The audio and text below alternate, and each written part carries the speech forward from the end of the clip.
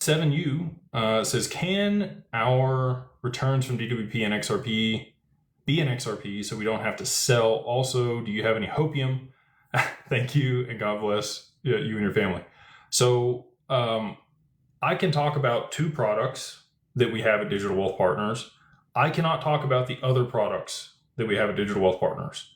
I can only talk about the returns on those two products. I cannot talk about the returns on the other products. It's not because I don't want to talk about them. It's because I legally can't talk about them. So the two products that we have that I can talk about are the income fund and the growth fund. These are the original ones.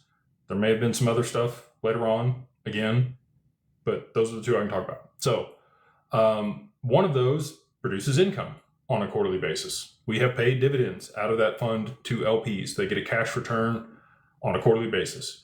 If there aren't any cash returns for that period because the way that it's invested underperforms, then there's no guarantees of returns on any of these. We run them in real strategies, and there's risk associated with the investments, and that's why both of them require accredited investors to be able to participate. So on the income fund, it's cash. You could use that cash to buy more XRP, but to your point, you are going to have tax implications for that distribution that you're going to receive on a quarterly basis.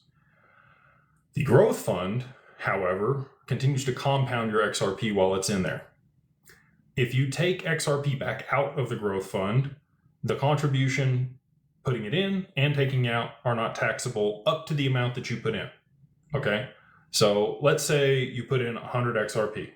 The minimum is much higher than that, but we're just going to use that for easy math, okay? And over the next 3 to 5 years, you double your position in XRP. That's not completely unreasonable. It could absolutely happen if the strategies perform well. And so let's say at the end of 3 to 5 years, you have 200 XRP in the fund. You could redeem the first 100 XRP with no tax implications and leave the other 100 in there to continue to compound. That's basically interest, right, that you've earned during that period. But as long as you're not redeeming that interest, it's not a taxable event.